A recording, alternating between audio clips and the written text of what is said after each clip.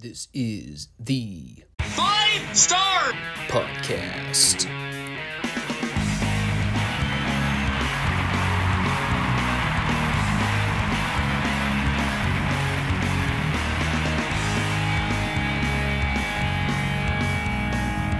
Let me talk to you.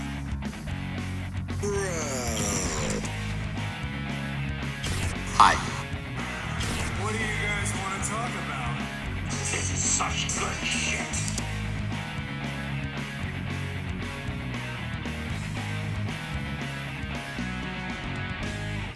Thanks, guys. Back to you.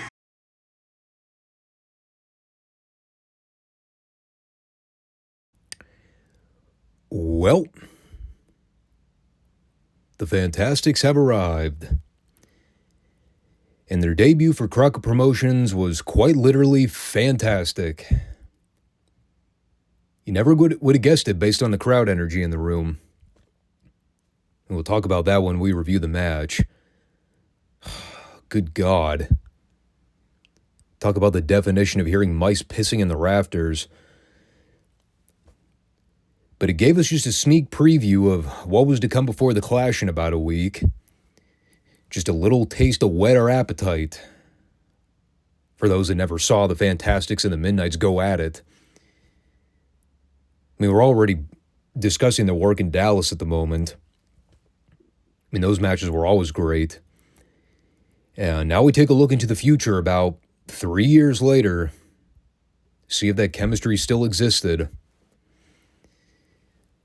But before we get into everything surrounding that, during our regular announced team logistics, they were also plugging the dates for the Crockett Cup, where Tony Schiavone made sure to inform us that there were 24 teams that would be a part of the tournament.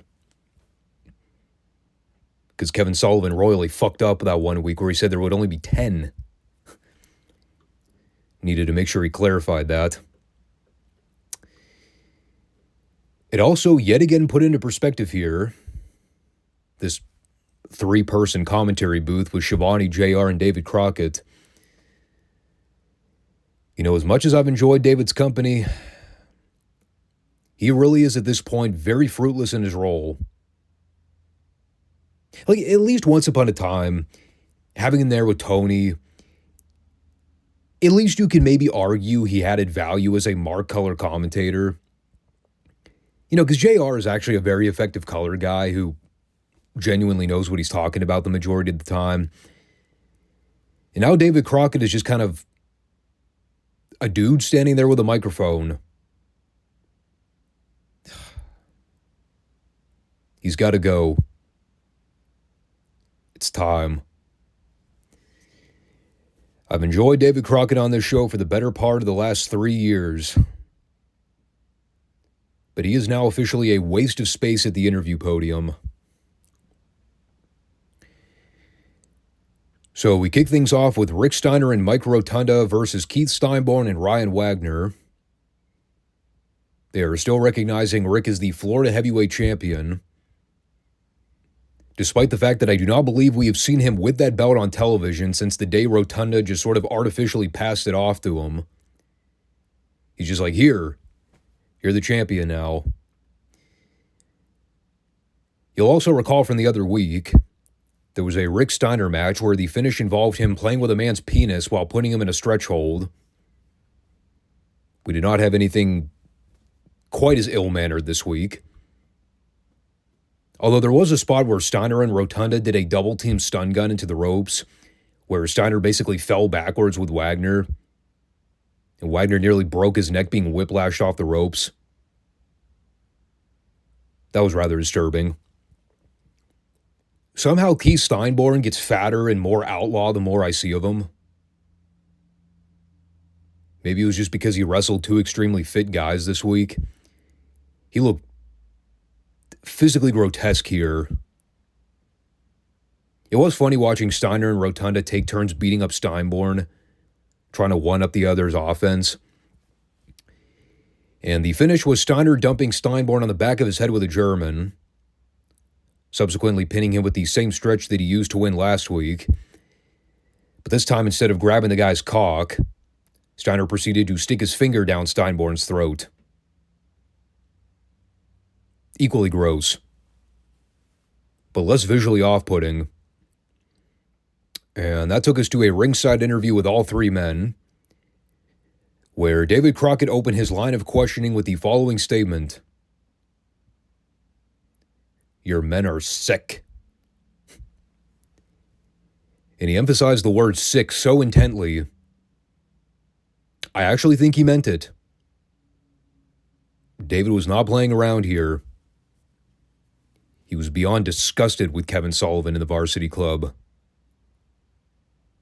And this interview segment was so awesome, mainly because it was train wreck level television, and you could clearly tell that from the moment everybody started breaking character and laughing.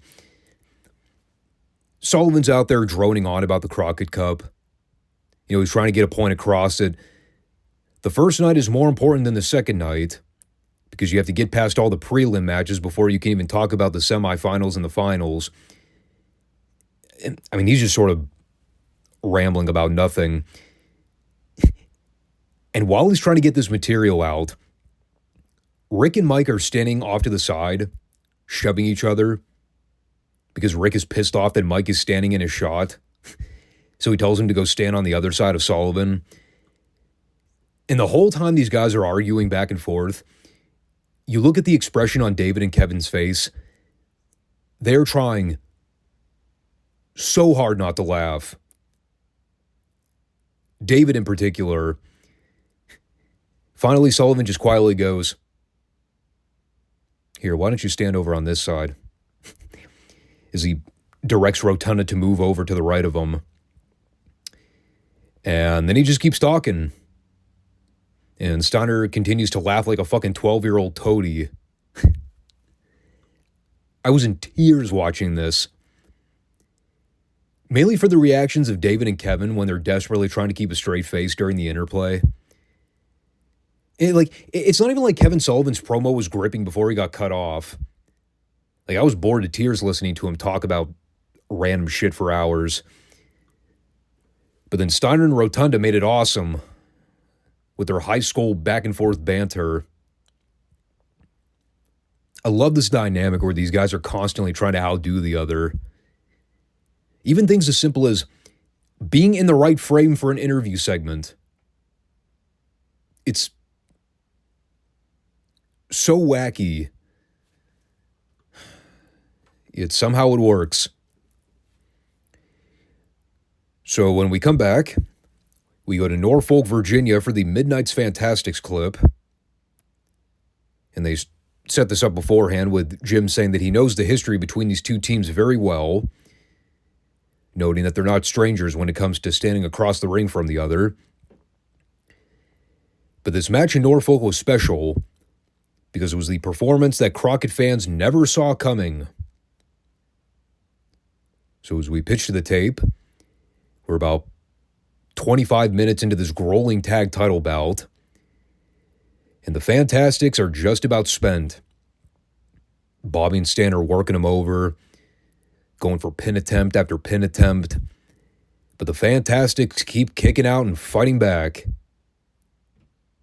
And as I noted at the top, when it came to the little snippet they showed in the cold open, God, the crowd was deader than a doornail. I mean, the biggest pop that we had seen in the first half of the tape here was the hot tag spot to Bobby Fulton. And that flurry of offense basically lasted all of like 20 seconds before the Midnights cut him off and started getting the heat again.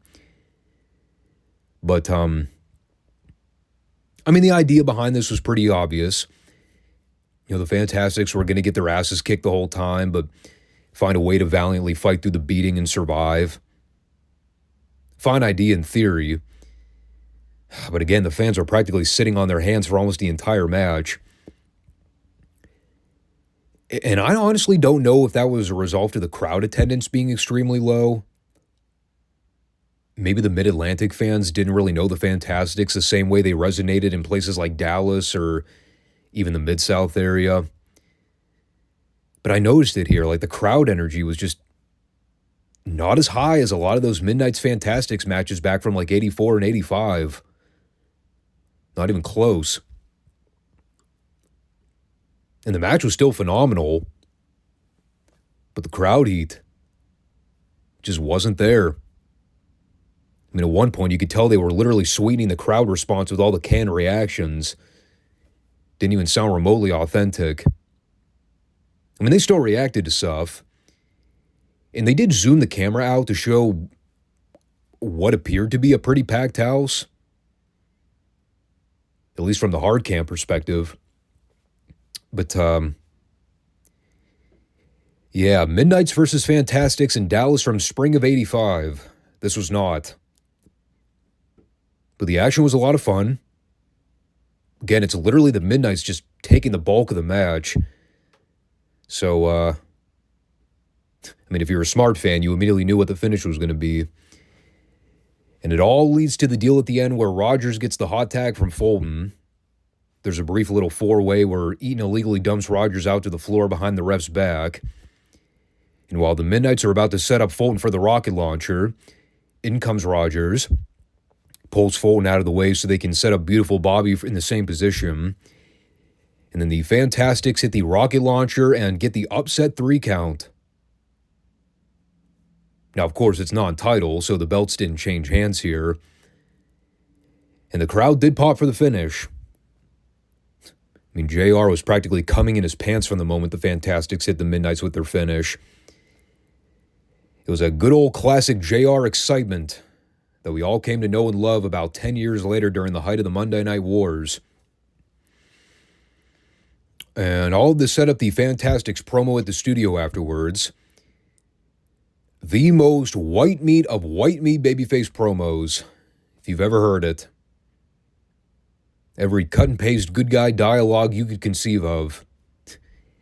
We're glad to be here.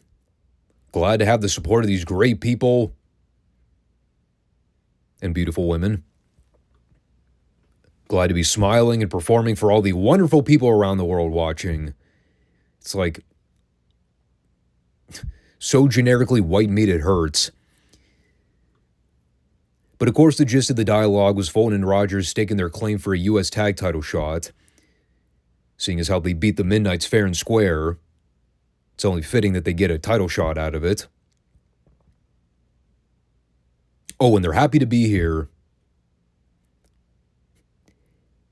I did like the various camera shots they got of a few of the horny women in the crowd, clearly biting their lips and looking on with such yearning to get inside these guys' pants. But, all in all, I would consider the Fantastics' debut a success. Came in, got a big win against one of the top teams in the first night. Clean. No bullshit. It's, I mean, I think it's the first time we see the Midnights do a job in well over a year. And they had a good promo here, too. They were instantly over. Yeah, it was very generic material in hindsight. But the people reacted to it. And they established their mission statement. We beat the Midnights once. We can do it again. But next time, it'll be for the belts. And speaking of fresh faces, it's been a while since we've seen Gary Hart in the Atlanta region. Another man who's at the helm of the discussion for the world-class reviews at the moment. Well, here in 1988, he was getting set to introduce us to Al Perez, who would soon be making his debut on TV.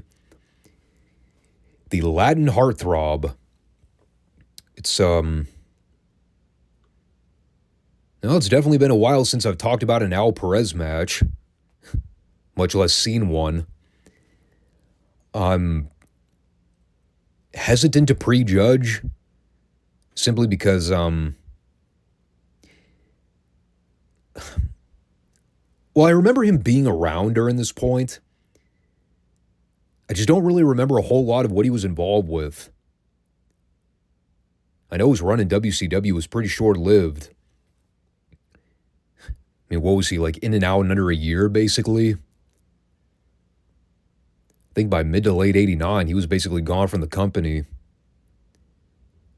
So the stint didn't last long. I'm wondering if that was intentional. I do not hear too many people speak fondly of Al Perez's career, so, we'll see. Gary called out Dusty Rhodes here, saying Perez wanted a shot at the U.S. heavyweight title. Perhaps they jumped the gun a little bit. We'll see.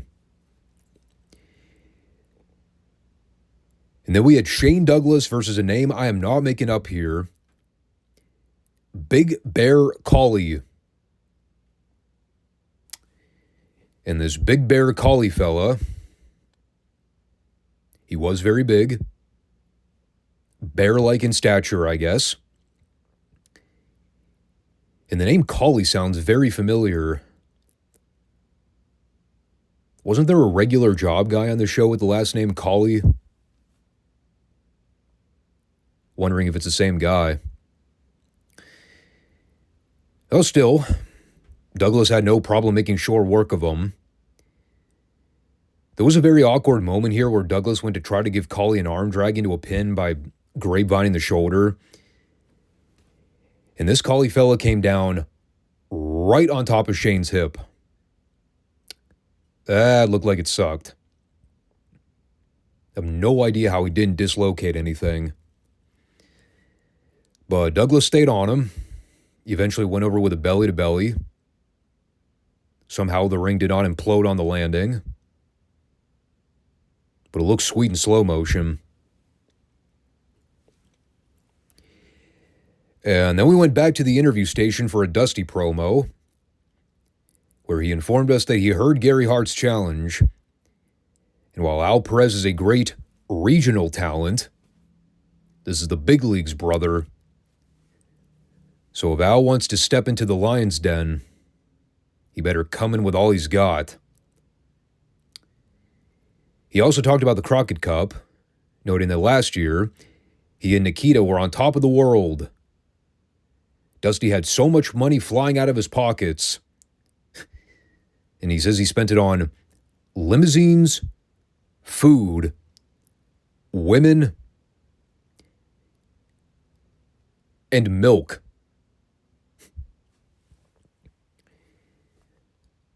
This is a very interesting combination.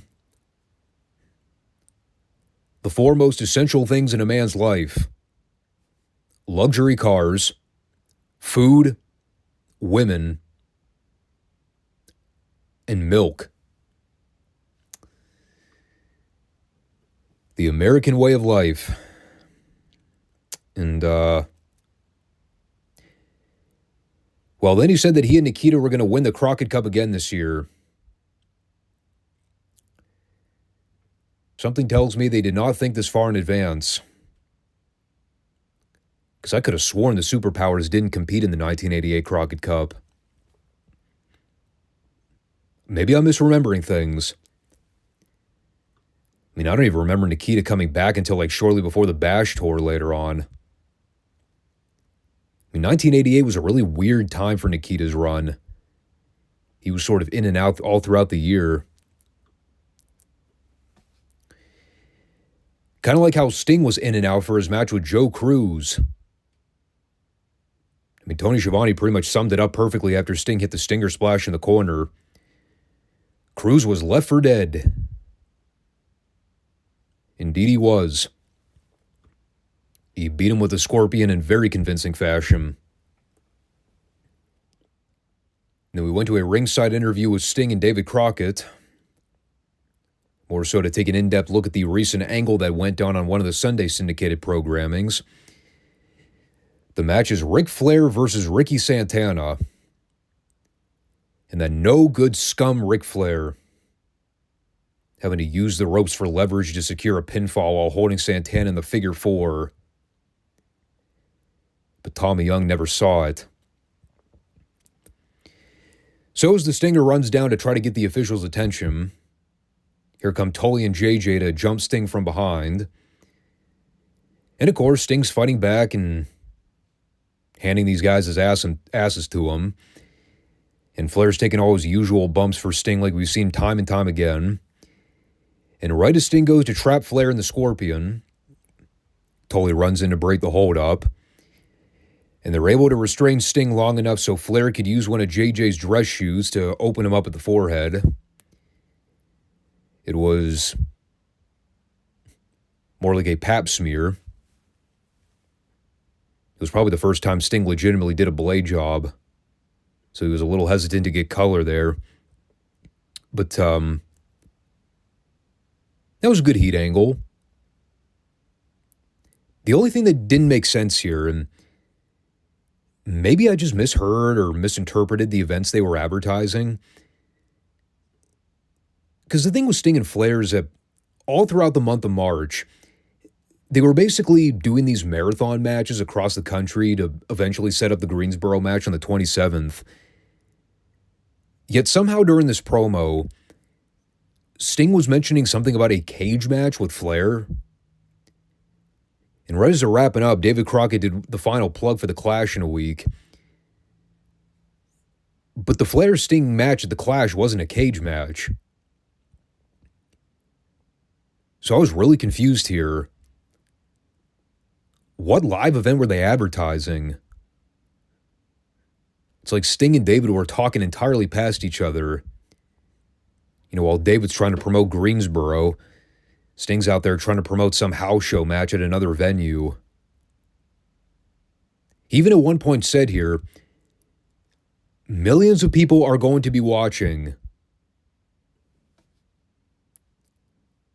So was Sting under the impression that the Flair match on the 27th was going to be a cage match? I don't know what was going on here, but someone clearly did not clue Sting in. He was very much out to lunch during this promo. Then we had the best 45 seconds on the entire show. My notes for the promo read as follows. Jim Crockett promotes things. And on the surface, you probably wonder, okay, so why the hell would that be great, compelling television? Well, it wasn't. Except for the fact that one fan in the studio made it all worthwhile. As Jim is talking about the Clash, he explains that they've added another match to the card, to which one single audience member yells to the top of his lungs, "Yeah!" And then as soon as Jim announces the Midnights versus the Fantastics title match, that same fan, with the same tonal inflection, goes, "Woo!" I was crying. I think I rewound that clip like 5 times. It was so hysterically funny. And like the best part is, there was no reason for it to be funny. But I think it's only because it was Jim Crockett that made the announcement. He didn't blink. He didn't react. He made the announcement. And that was it. The guy with the personality of fucking drywall. But this one single fan lit up when he heard that the Midnights were going to be wrestling the Fantastics on live TV for the belts. Amazing television. As was the following segment, where Cordy and the Midnights came out chasing Jim Crockett away from the podium. And as you can imagine, Corny's hot. He's ranting and raving about the grave miscarriage of justice that we just saw earlier in the program. It wasn't a fluke win. It wasn't a lucky win. It was nothing but purebred fix. Cornette's going to do everything in his power to make sure that decision gets overturned. He's bringing in all his attorneys to look at that tape, make sure that victory for the Fantastics is wiped from the record book. He said the Fantastics make him sick to his stomach. And there ain't going to be a title match on the 27th in Greensboro. Not if Corny and his attorneys have something to say about it. Yeah. Think he's pissed. Call it a hunch. It's been a while since we've seen an authentic raging Jim Cornette promo. I forgot just how impactful they were. Saying that the Midnights didn't spend the last few years building their reputation in Crockett Promotions just to be upset by two snot-nosed, mouth-breathing serpents. And that was Jim trying to be politically correct. I can only imagine the slurs he was trying to hold back while cutting this promo live. It was good shit, though. They've already made this the second hottest feud on the program, right behind Sting and Flair. It really didn't take that much effort either. All it involved was embarrassing a set of heels in front of a nationwide audience. And it got over. Imagine that. So then we pitched to the ring for the Powers of Pain versus Max MacGyver and Bob Riddle, who I mistakenly wrote in my notes as Matt Riddle. That was pure autopilot mode typing. I liked how JR referred to Cornette's promo as asinine. Totally sickened that Cornette would try to claim that the Fantastics' victory over the Midnights was fixed. How dare a heel draw such irrational conclusions? So this is all the usual warlord barbarian ass beating. Took turns tagging in and out, working over the job guys methodically. They were spending time plugging the barbed wire six-man for the 27th. JR was sure to inform us that the barbed wire match is not for the faint of heart. Takes a real man to get himself entangled with barbed wire. It's not child play. That I can concur with. Do not let your kids play with barbed wire. Horrible idea. Now, this was another week where the heel manager had one of those clip-on mics attached to his tie so we could hear his reactions during the match. They did this with JJ the other week during the Horseman Squash. And here we had Paul Jones and Ivan Koloff talking with each other at ringside, but you could plainly hear their conversation on the studio camera audio. So, yeah, they definitely had one of those clip mic attachments. It was not as riveting as JJ's commentary the other week, but still pretty enjoyable. Taking their pot shots at the Road Warriors where they could. Finish was Barbarian coming off the top with a diving headbutt. In slow-mo, it looked more like a pratfall headbutt. But it still did the job. And then the Army did a promo afterwards. Paul Jones said a bunch of stuff here. First, he noted that it was an election year and that everything is up in the air. I have no idea what any of that had to do with pro wrestling, but sure, we'll go with it. Then he talked about the Crockett Cup. He mentioned the Clash, the fact that the Powers of Pain will be on their A game because they're not just wrestling in front of 18,000 people at the Greensboro Coliseum. They are wrestling in front of a nationwide cable audience viewed by millions of people. And, well, he stumbled over himself some more. Eventually told Dusty and the Road Warriors that they have no idea what kind of monsters they're going to create inside that barbed wire match. And then Ivan said they have a surprise for that six-man world championship match on the 27th. This is also another great example where Barbarian and Warlord are standing right in the main shot, in front of Paul and Ivan, obviously, totally blocking them in the frame with their massive bodies. Like at one point, you can hear Ivan talking in the background, but Barbarian is standing right in front of him like a shield, with his tongue hanging out. It definitely put into perspective just how massive these guys were. Then we went back to the ring for Ron Simmons versus Trent Knight. At one point during this match, Jim Ross, with a straight face, attempted to put over Trent Knight as a, quote, incredible athlete. Meanwhile, about a minute prior, there is a spot where Simmons tries to Irish whip Knight into the corner turnbuckle. Trent Knight ran full speed into the corner, stomach first, completely forgetting to turn his body around so Simmons could follow up with a clothesline. So instead, he just kind of clipped Knight in the back of the head with his fist. I'm also yet to see anything incredibly athletic that I've ever seen Trent Knight do on this program. And I have seen plenty of squashes involving that man.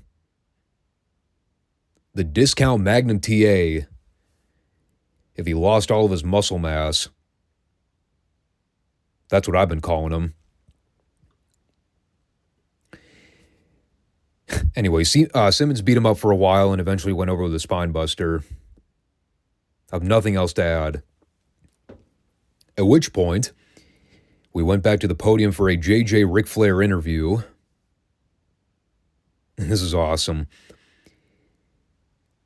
JJ's talking about the clip we saw earlier where the Horsemen were putting the boots to Sting. And JJ's standing there talking about how when Sting does his signature howl cry, his mouth resembles the shape of what his IQ looks like. That being 0. Big old goose egg.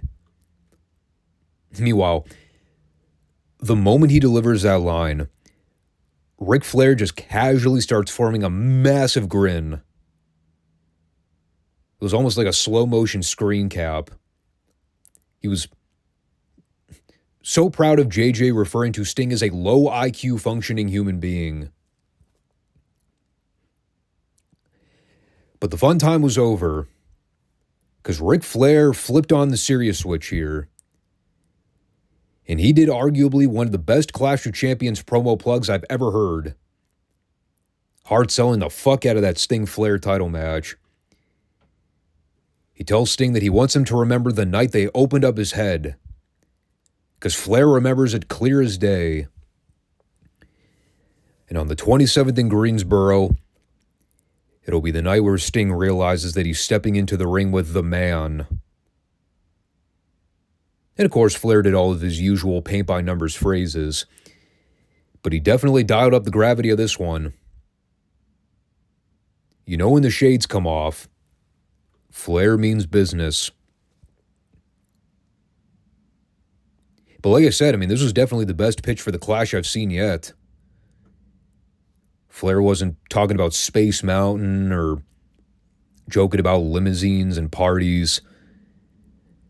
This was all about him saying, I built my reputation on being the most elite in this sport, and I'll be damned if I let some young punk kid steal my thunder in front of millions of people worldwide.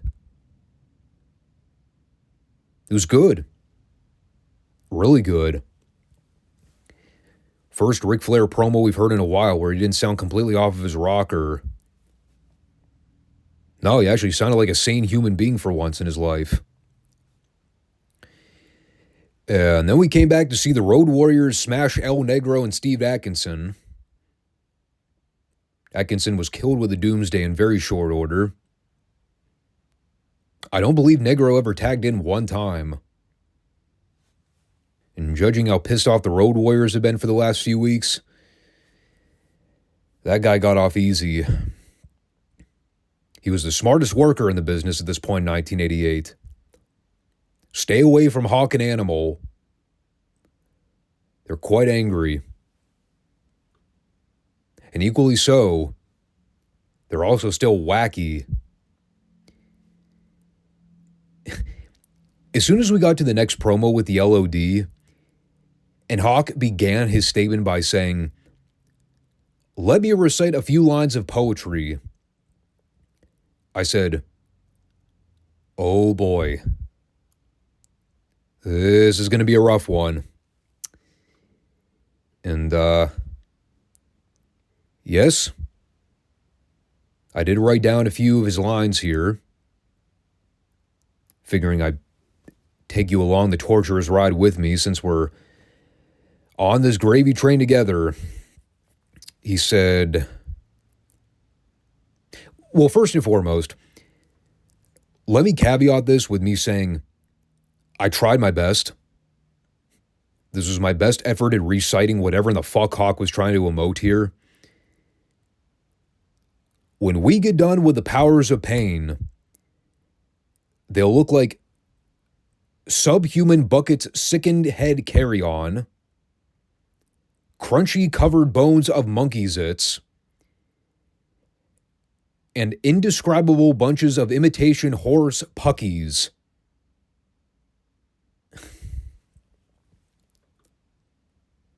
Again, I tried.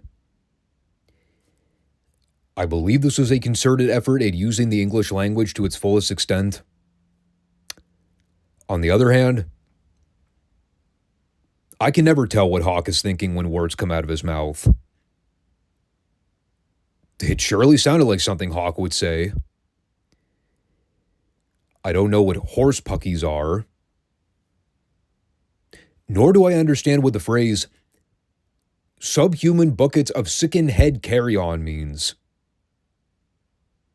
But he wrote it down on a flashcard, so it must have been accurate. Either that or I'm a really bad interpreter. I do know for a fact he used the term monkey zits. And I have to imagine it's possible that monkeys have had bad skin complexion over time. I've heard of monkey pox. So maybe Hawk was thinking along those same lines. I don't know. I say we give him another chance.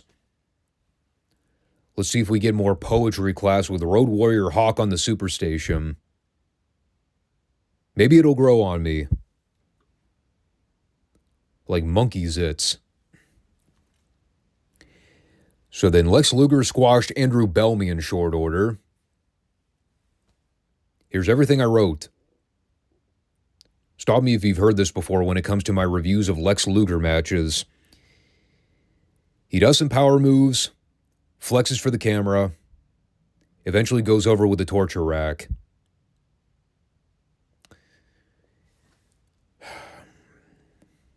What a gig. Literally, nothing about this guy's moveset changed in 10 years. And you want to know the amazing part? It got more over in the latter years. People got more into the same Lex Luger match a decade later.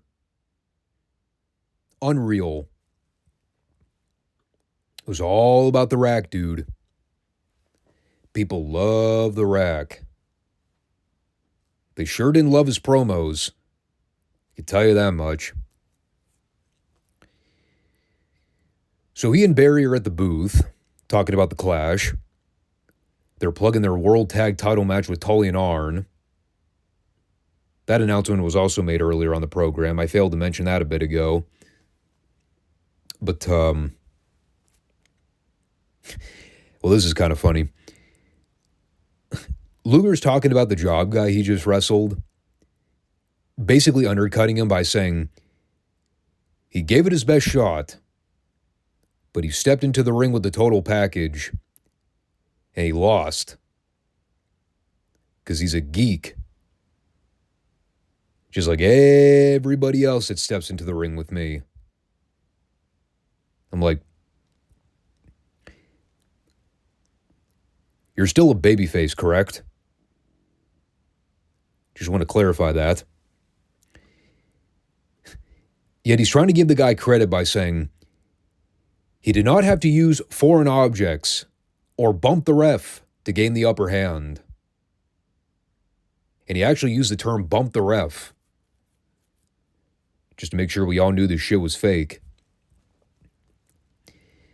But Luger's trying to convince everybody that he and Barry are going to walk away with the gold. Meanwhile, you see Barry standing next to him with his arms crossed, just buying his time and waiting for the evidence to go down. But that was mainly it. As normal, Luger drones on for way too long and gets totally sidetracked.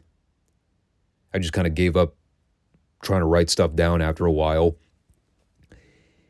He promised that he and Flair would one day meet face to face. And again, Barry was looking at him, plainly stewing. It's the best way I can describe it. And from there, we pitch back to the ring for Al Perez's debut on the Superstation. He wrestled Tony Suber. And again, I talked about Perez earlier during the Gary Hart promo. I don't remember a whole lot about Perez's run in the NWA around this time. I know he was only around for a short bit. And, he had a decent look. Good size. Athletically impressive. Really didn't seem to display that much personality on camera, which probably accounted for why Gary Hart was his manager. I would say his debut was okay. There was an awkward shoulder block at one point where he just sort of lost his balance. But he looked fine in the ring. Ended up going over with a spinning toe hold. And as we go to the interview booth for Gary Hart's second promo of the show, takes a minute to run down Dusty Rhodes, legitimately referring to him in this segment as Virgil. Because it's a shoot, brother. He also referred to Al Perez here as, quote, the best piece of work walking today. I don't really know what that means. I usually do not associate good connotation with the phrase piece of work. But, the main pitch was Al Perez as Dusty's next greatest obstacle. He's supposedly coming for the U.S. heavyweight title. That foreign adversary. And then we heard Al Perez speak for a brief moment. Boy, did he speak. He spoke some words. Gary set it up by saying Perez could not only walk the walk, but he could talk the talk.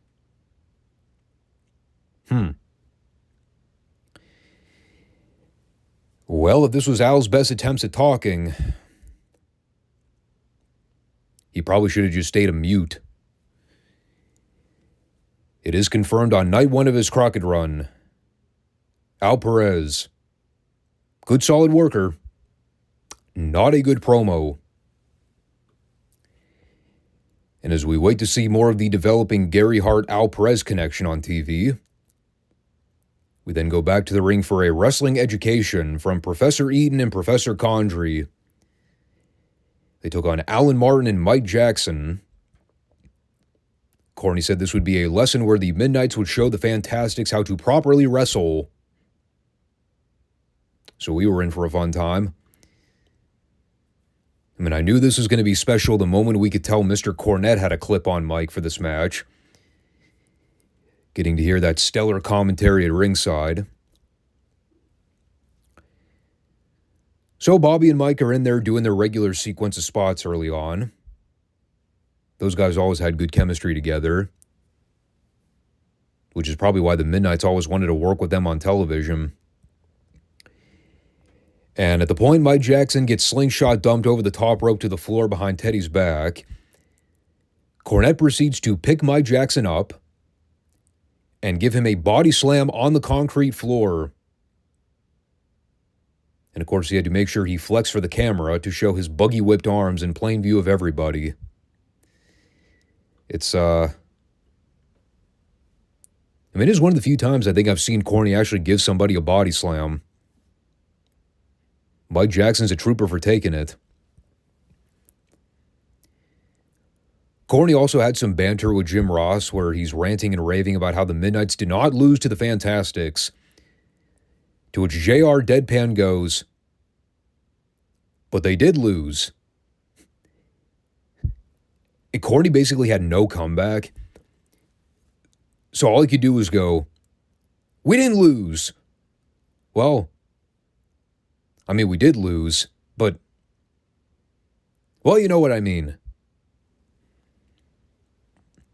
It's like, as he's standing there losing his mind, it's one of those underrated TV moments where you think to yourself, this is classic pro wrestling, dude. It's a shining example of where heels are defeated clean by babyfaces with no excuses. There's no defense. But the heel manager is doing everything to try to justify how it was still a fluke win, even though everybody knows that's not the case. Why? Because it's exactly the kind of thing a heel would do. Lie about the fact that his men were beaten straight up because they just so happened to not be the better men on that night. But he can't deal with it. He can't deal with the fact that the Midnights lost a fucking match. This is the kind of wrestling I miss, man. When heels worked like heels on camera and were never afraid to be humiliated. Another awesome line from Cornette here is when he goes, "We're the Midnight Express. We don't lose often. In fact, we never lose." Just immediately contradicting himself in the following fucking sentence. We rarely lose, but we never lose. What a mastermind. And of course, the Midnights do go over with the rocket launcher. And as we come back, we have the Fantastics back out of the booth. They're doing one last hard sell for the tag match in Greensboro. Kind of repeating a lot of the same verbiage from earlier. But eventually, they tell Corny and the Midnights that they don't have to wait until next week. They're dressed to compete right now, so they can have the fight right here at the studio. Which brings out Cornette to get in the Fantastics' face and try to lull them into letting their guard down. And that essentially kickstarted the show-closing Pier 6 brawl, as JR stated time and time again over the years. We get the Fantastics and the Midnights going ham back and forth, fighting around ringside, slamming each other into shit, destroying the set, throwing furniture around. At one point during the brawl, they just cut to a random camera shot where Cornette's got Teddy Long's ankle picked, like he's trying to set him up for a figure four. I was like, what the fuck? Like, Cornette was just going into business for himself this week, giving the wrestlers all these moves, fucking beating up officials with his tennis racket. Just like totally disposing of the manager role here. It was great. And the brawl itself went on for several minutes. At one point, you could see guys like David Crockett and Tony Schiavone trying to hide behind the wall set, but they're still calling the action. Cornette's off in the backdrop throwing chairs around.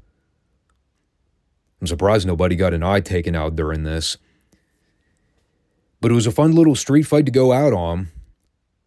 You know, it's been a while since we've had the show-closing brawls to end the Superstation programs. You know, once in a blue moon when you get them, and they're not done so frequently, they get a lot of heat. Because the studio fans aren't accustomed to seeing this kind of stuff from every show. But it was an awesome ending. And, you know, they've set up the story now where the Midnights are totally off their game. Cornette's gone completely mad. So we'll see how this carryovers as we go into the Clash next weekend. Do the Fantastics have the Midnights number? We'll have to wait and see. So when we reconvene next week for the Friday show, we'll go back to covering the Clash of Champions in Greensboro. Provided there's a Saturday studio show, we will not be covering that one.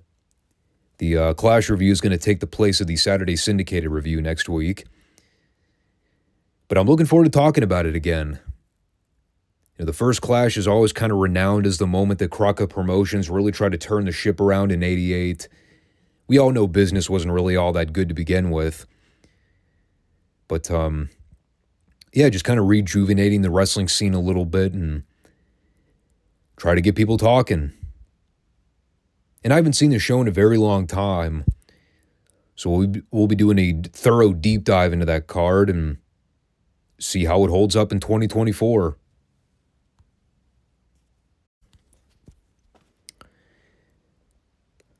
Well, all right then. We're going to see how this goes. I had to break this up into multiple segments because apparently right in the middle of a recording session, the electricity decided to go out. So I'm going to use what remaining artificial light I have left in the day to do this. Fortunately, I don't really need access to the internet right now, so we should be good. Nothing's going to stop this podcast. All right, so where were we? Well, we just finished a Crockett review, so we're going to move on to Midsouth. This was the week removed from the huge angle that went down between Mr. Wrestling 2 and Mr. Olympia and all the circumstances surrounding that issue. It was 1 week ago where Wrestling 2 had confronted Olympia to try to get some answers as to why he was walking around with a briefcase filled with a bunch of Wrestling 2 degraded material. There were masks, dolls, letters, the whole 9 yards. And we never really got a definitive answer. Mostly just denial responses from Olympia, saying he knew nothing about the incident. He's playing the victim card. Ossifa, I was innocent in all this, you know what I'm saying? Well, we definitely still need some clarity on that issue. And we're going to have to wait a little longer because there really wasn't any follow-up with that this week. But as we go to the booth for this week's taping, Boyd Pierce has now swapped color schemes. He is now sporting a lime green suit. A suit color that can only be found at your local flea market. And, well, they didn't address the Wrestling 2 Olympia stuff from Out of the Block. Instead, Watts took us back to the February 9th episode, where we saw Andre and Tony Atlas go up against the Rat Pack for the Mid-South Tag titles. And you'll recall, that was the famous match where Kamala had run in with the 2x4 and clocked Andre over the head with it, causing him to bleed from the forehead, also giving him a body slam. And there was that really notorious moment where Watts tried to interview Andre afterwards. And, well, Andre cut arguably one of the better promos of his entire career. Just screaming to the top of his lungs, talking about how angry he was and how no other human being ever did that to him before. But now he's mad. And he wants Kamala in a one-on-one match. You know, of course, it's funny how I sit here and always talk about the fact that I watch an episode of SmackDown or, well, even Dynamite when I was following that show from every week. And, like, remember how I will always talk about the fact that I never remember jack shit that happened after the show was over? Meanwhile, they showed me this little clip from well over a month ago. I remember almost everything about it from start to finish. Match included. You know, it really goes to show just how much the business has changed in the last 30-odd years. So, well, you know, just to touch on a few key points from that clip, following that angle on TV, Mid-South had issued a heavy fine on Skandar Akbar for the attack, but apparently he had gotten lawyers involved so that Mid-South was unable to reveal the amount of the fine. And at the point this clip aired, Matt Bourne and Ted DiBiase were still the Mid-South Tag Team Champions.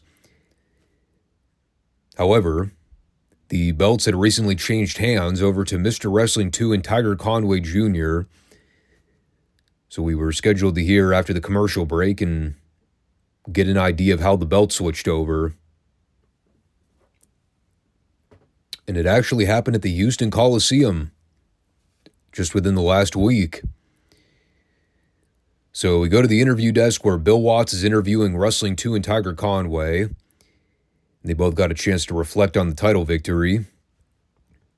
Yeah, both promos were relatively basic. The crux of it was, on that given night, the Rat Pack underestimated Wrestling 2 and Tiger Conway. Yes, they were dominant champions in Midsouth for a very long time, but they also proved in Houston that the Rat Pack can be defeated. So we go to the closing moments of the videotape where we see Tiger Conway jumping in to make the comeback. And it all leads to the big four-way spot at the end once the ref gets bumped.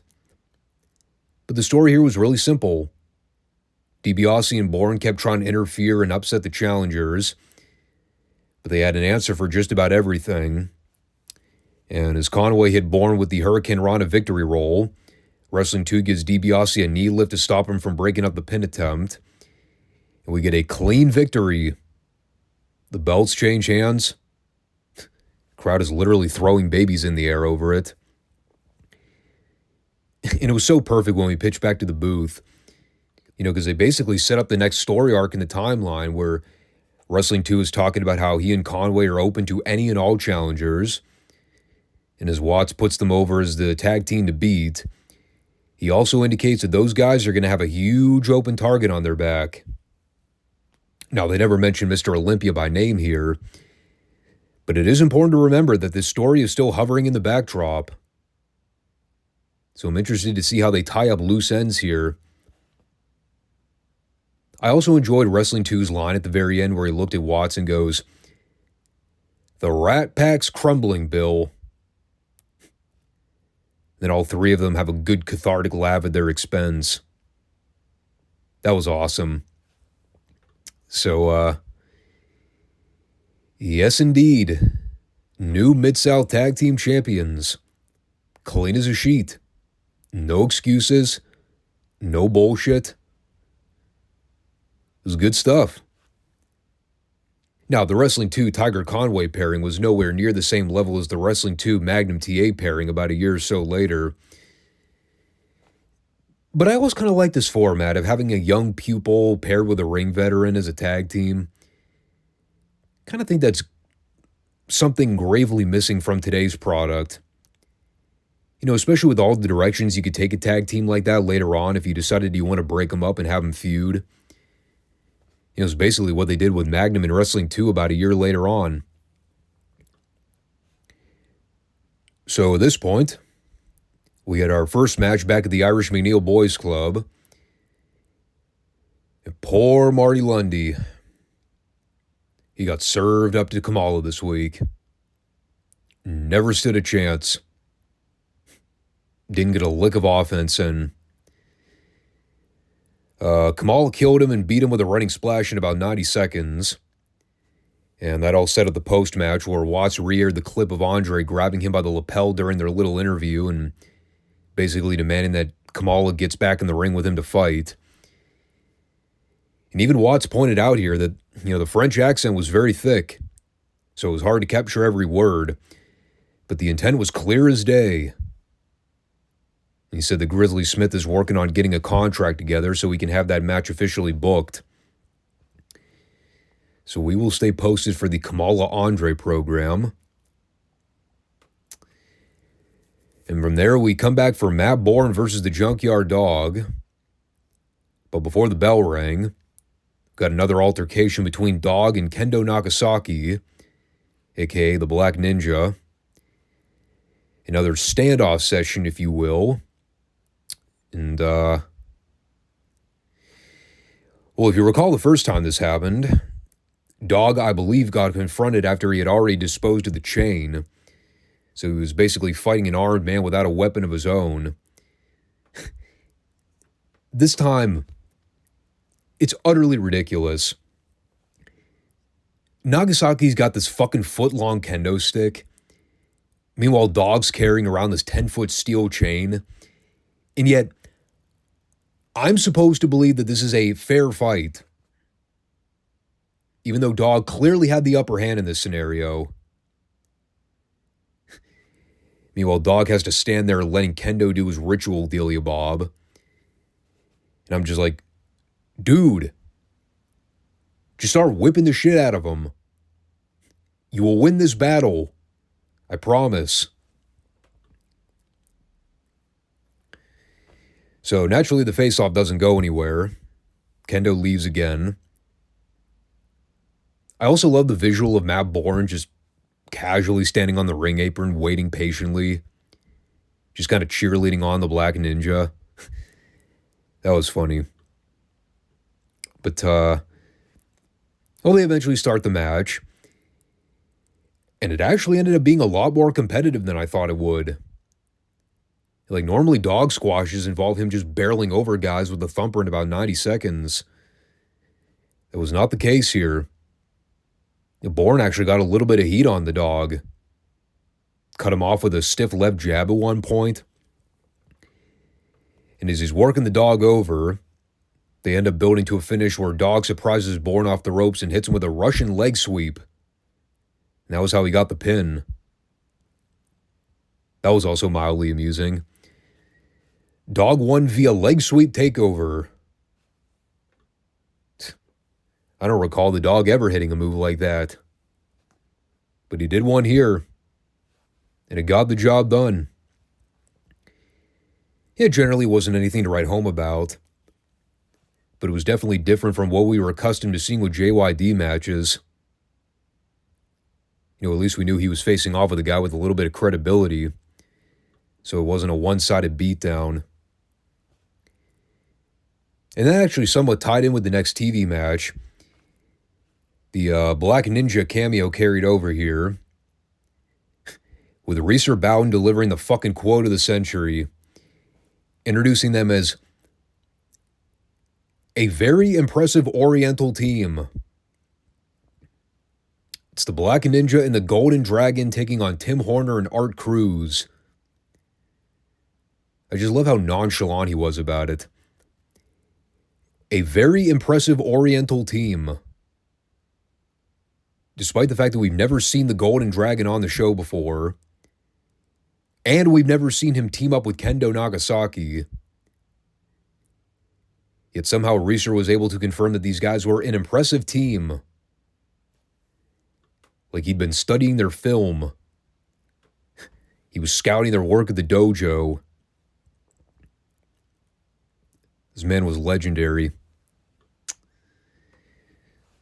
So, I guess I could talk briefly about the Golden Dragon, since we'll be seeing more of him on future episodes. He just so happened to be in worse physical shape than Kendo Nagasaki, if you can believe that. Athletically, the guy could move.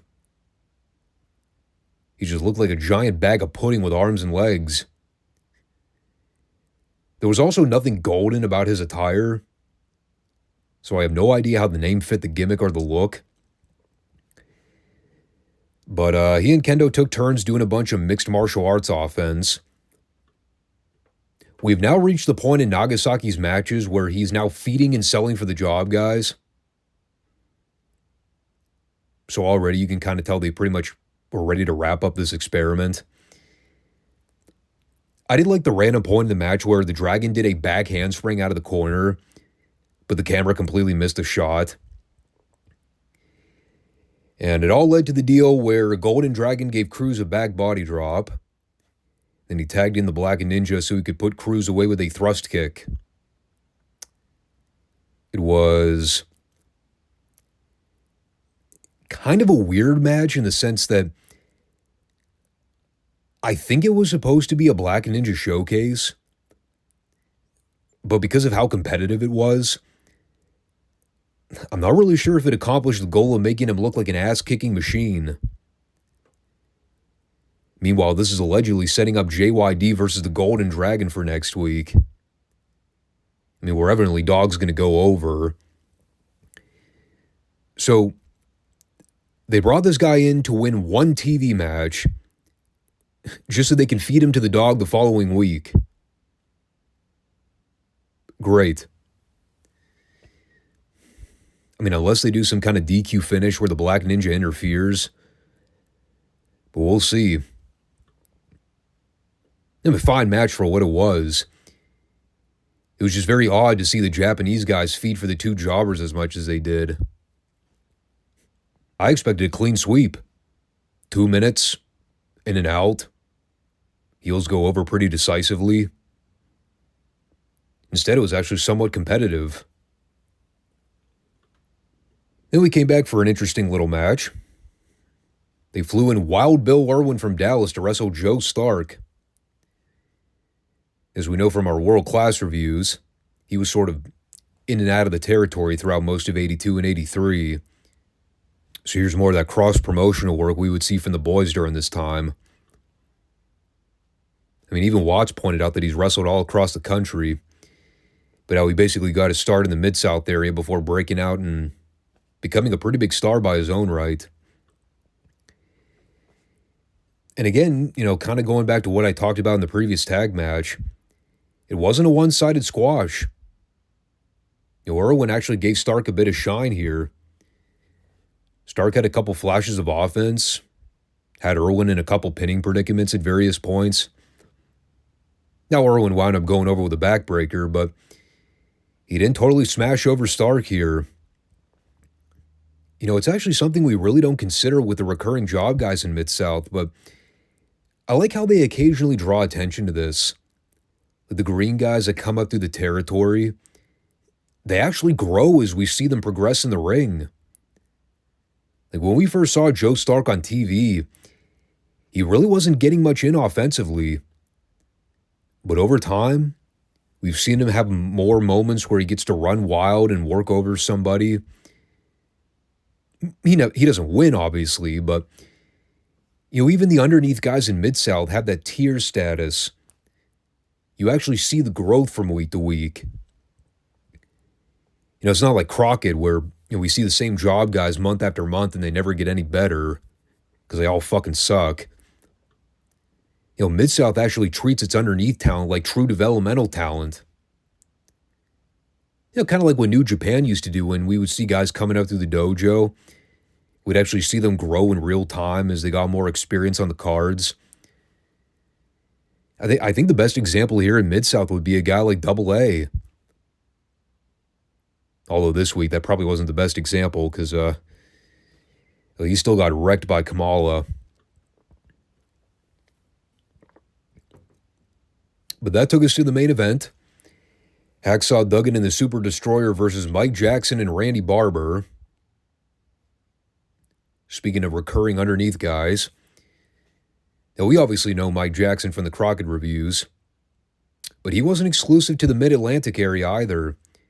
Now he wrestled all over the place too. Him and Randy Barber alike. God, can you believe Mike Jackson is still wrestling semi-professionally today? Didn't we just see him make a cameo in TNA not too long ago? I mean, he had significantly less hair, but he still moved like he was in great shape. And see what happens when you take care of your body and work smart for the majority of your career? You could be Mike Jackson and still be wrestling in 2024.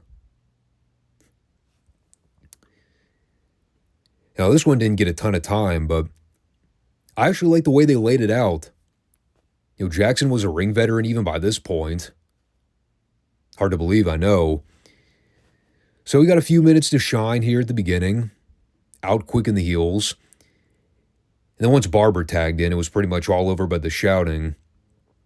Heels took over, double team Barber for a while, just beat him into powder. And they would keep teasing Jackson on the apron by letting Barber reach out for a tag, but then they cut him off again. And then after Hacksaw connected with a spear, he let Super D get his superplex from the middle rope to get the 3 count. Oh God, I'm so bad with my history with masked wrestlers. Was it Scott Irwin, the older brother, that wrestled as the other Super Destroyer in Mid-South? I know he and Bill were doing the Super Destroyers in Dallas for that brief window as a tag team. But it would kind of make sense, right? Seeing as how Bill Irwin just wrestled on the same show, figures they'd probably bring in the other brother to work as the Super Destroyer. But again, there have been so many incarnations of various mask guys over the years in different territories.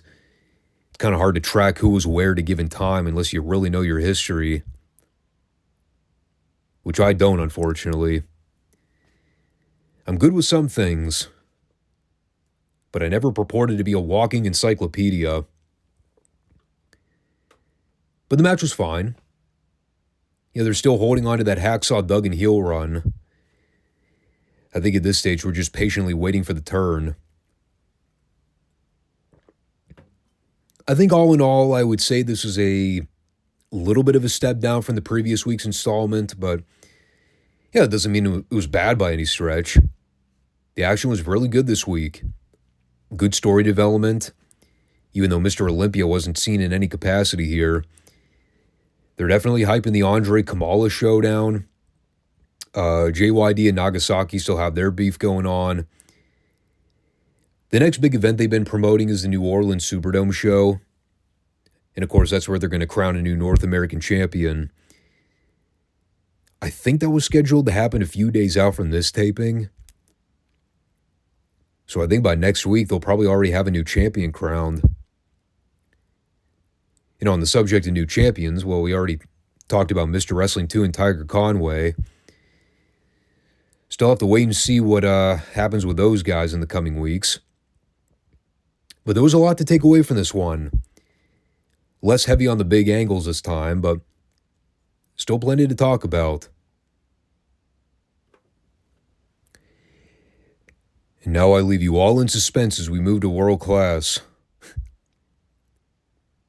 I know I always start these reviews with, well, it wasn't as good as Midsouth was, but... And I don't always mean for the World Class reviews to come off like doom and gloom recaps. I mean, in all honesty, it'll never compare to Mid-South television. I just noticed it's a thing I've been doing. Because I do the World Class reviews after the Mid-South recaps. So it's like, oh, World Class was a show, but it wasn't as good as Mid-South television. I don't know. I mean, when your advertised main event is Chris Adams defending the American heavyweight title against Brian Adias, what do you want from me?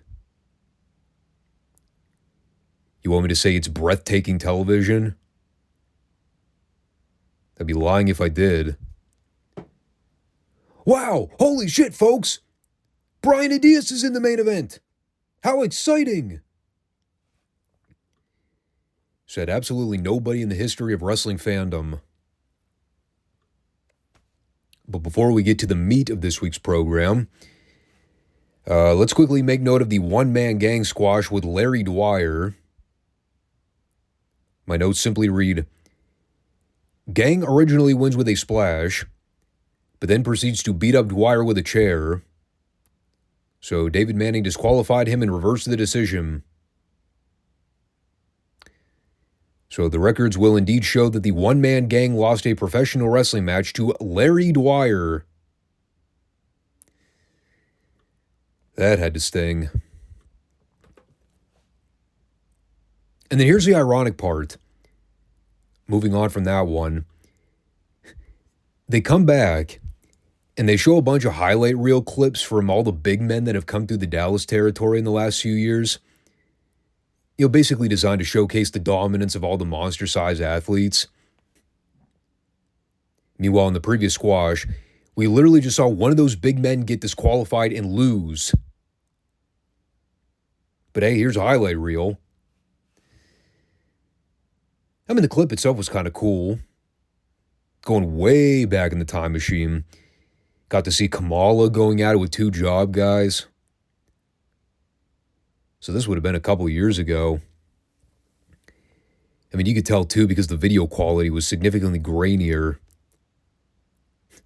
At one point I looked out on the floor and I'm like, who was that standing next to Friday? Is that Bundy? Then I looked at the haircut and I'm like, holy shit. That's the Mongol. I forgot all about that guy. Ancient history. There was also Andre featured as part of this. One Man Gang was in there. I mean, really not much to say about the videos overall, other than to kind of reiterate Bill Mercer's talking point. World class has seen its share of many big men. And indeed, I can concur. Kamala, Andre, the One Man Gang, very big men. And speaking of big men, well, that trend continued into the next segment. What was easily the highlight of the show, no doubt. Mainly because of the execution. So, Sunshine had been promising a big solution to the Jim Cornette problem. And this week we found out who that surprise was. As we come back from break, we see a wild, deranged lunatic run down through the aisleway holding onto Sunshine's hand. He then gets into the ring, immediately kills some unnamed job guy. And the best part is the fact that Jim Cornette is actually in the ring when this crazy guy gets down there. So Corny's got his bugged out eyes. He's begging and pleading for mercy. And we come out to find that this mystery man is none other than Hercules Hernandez, who Jim Cornette knows very well from the Mid-South days, back when he was Corny's bodyguard. Well, times have changed. So now Hercules Hernandez is the opposition to Jim and the Midnights. So without hesitation, he grabs Corny by the throat, lifts him high up into the air. Time passes. We are waiting for the Midnights to run down to help out their manager. I can legitimately see Corny's face turning about 100 different colors as the breath is being sucked away from him. And finally, Bobby and Dennis run in to save their manager from imminent death. But of course, they end up taking the bullet as a result. So Hercules disposes of them, and he raises Sunshine's hand. And that was actually the best part of the whole angle. While Hercules has Cornette up in the air, hands tightly wrapped around his throat, Sunshine is off in the corner, cheering him on, with that good old classic Sunshine smirk. I'm like, a man is legitimately being murdered in broad daylight. Sunshine's in the corner. Peachy is a fucking clam. God, I love pro wrestling. For moments like that, so absurd. And, oh yeah, that was a big takeaway. Hercules Hernandez has arrived in world class. The chosen hand from Sunshine to help deal with the Midnight Express. Certainly not a bad option to go with. Obviously, we've heard Corny talk about Hercules Hernandez plenty of times on his podcast, so, they're not strangers to each other when it comes to their working relationship. But again, much like a lot of the guys that have come through the territory around this point, I think this run is pretty brief too. I mean, Hernandez ends up signing with the WWF not too far out from this point. And I think he literally just wrapped up with Midsouth before coming to Dallas. But he's here. He's going to be a major obstacle for Corny and the Midnights to overcome. Sunshine chose wisely. So everything was great up to that point. Then they turned around and ruined all that with the following segment. This fucking Kelly Kiniski Johnny Mantel match. I mean, I'm half tempted to go into another Johnny Mantel tirade and talk about how much this guy's generated go-away heat with me over the last year. Just because of how much the guy is unreasonably protected. But I won't do it. Instead, I'll give you a moderately half-assed but truthful review of this match. It went on for fucking ever. Never got out of first gear. I was bored to tears, as was the majority of the crowd, including one man who really made his voice heard here. All throughout this fucking snooze fest, the one thing you heard from the crowd was a singular fan chanting, "Boring." And about 10 or so minutes after these guys nearly put me into a coma, shocker, Johnny Mantel wins with a jackknife cover. I wrote in all caps, "Fuck you." Johnny Mantel, dude. I now officially slot him in my top 10 most hated professional wrestlers of all time. Haven't categorized where I would place him yet. We'll see if he outdoes Orange Cassidy or the Beta Bucks by the end of the year, because those guys are already high up on the list to begin with. This is what happens when nepotism seeps into the booking department.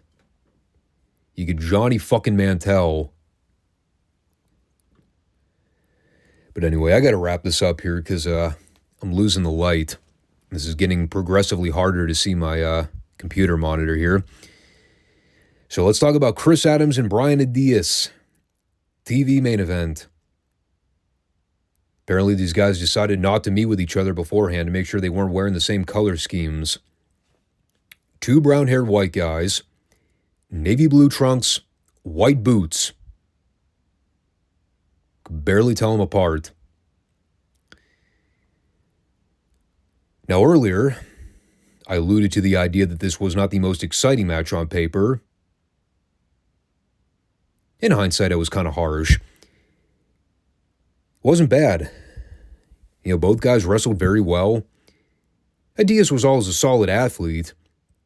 And around this time, they were sort of pairing him with a lot of the top guys and giving him a bit of a run as an upper mid-card babyface. So they tried their hand in having him wrestle the top heel in the territory. Overall, I think it worked. The crowd was behind him. It was considerably better than the previous TV match I just watched, where I was contemplating whether or not watching paint dry would be more entertaining. But I like the story here. You know, Adams was kind of toying around with Adias early on, using a lot of cheap underhanded heel tactics to get under his skin. And that kind of fired up Adias about midway through. And Adams used a lot of basic stalling tactics to try to keep Adias on defense. And he dialed up the aggressiveness during the heat portion, kept trying to prevent Adias from getting back in the ring. But Adias eventually fought back. They did some video game spam moves toward the end there that kind of looked ridiculous. I particularly like the spot where Adias nearly took a pile driver from Adams that almost ended in fatality. Like, he did that thing a lot of green guys do where instead of keeping his legs straight up in the air so he could tuck his chin when he's about to take the landing, he let his knees kind of bend back over Adams' shoulders so his head was totally exposed. But the ironic thing, 2 seconds after Adams hits the pile driver, he then goes up top and misses a body splash because Adias rolls out of the way. I'm like, really now? Were no selling pile drivers in 1985? Could we expose the business anymore? So they went back and forth for a few more minutes. They broke out the 1-2 punch exchange on their knees, kind of really selling the exhaustion at this point. I will say they were working hard. They were sweating profusely by this point. And right at the point both men could barely stand, now is the point where Gary Hart and the one-man gang hit the ring for the DQ. And you know, at first I didn't really think much of it. But then Mercer mentioned the fact that Adams is too beat up to fight back. And I was like, holy shit. That makes total sense. That's why Hart waited to send Gang to interfere. That way he could guarantee that Adias and Adams wouldn't be able to do anything. Genius. And the post-match was hilarious. Mainly in the sense that you could tell they didn't smarten up Adias as to what was supposed to happen here. Gang is beating up Adams and trying to throw him out of the ring. And meanwhile, on the other side, we see Adias trap Gary Hart in the corner. You can see Hart sort of talking to him like, don't get physical, don't punch me. And so Adias goes to throw a few work punches to Gary Hart. Hart totally no-sells it. He's like, no, you idiot. I can't sell right now. I'm in the middle of working an angle with Chris Adams. It's just awesome train wreck television. Hart didn't even try to make it look convincing. Just totally blew off Adias like, yeah, fuck you, dude. I ain't selling your shit. I also love the shot where after Adams super kicks Gang and tries to bolt out of the ring, he has to turn around and make sure he gives a few kicks to Adias, who was already laid out. Just to let everybody know, I'm still a scumbag. Then we see Adams taunting Hart and Gang on the floor afterwards. And it is still a heel versus heel program. I think the fans are still a little confused with who they're supposed to cheer for. A lot of them seem to side with Adams by the end here, especially when he hit Gang with a thrust kick. So we're still treading some murky waters there. But it all worked in execution. Other than the miscommunication between Gary Hart and Brian Adias. Where Hart just said, I ain't selling your shit, brother. But it was a fun way to go out. You know, in general, it was really tame in terms of structure. Other than Hercules Hernandez showing up and choking out Cornette. There really wasn't much to say about it as a whole. The Kiniski-Mantel match was the piss break segment for a lot of people, I think. But the main event was solid. And, you kind of knew the end result ahead of time. But, it advanced the Gary Hart-Chris Adams feud, which was heavily focused on last week now that we know the guys have broken up. And now we're just left to see what the big showdown's going to be. Presumably it'll be Gang versus Adams. I think the question there is, will Adams be the default babyface in that feud? I think the fans are still picking and choosing sides. I mean, they absolutely hate Gary Hart.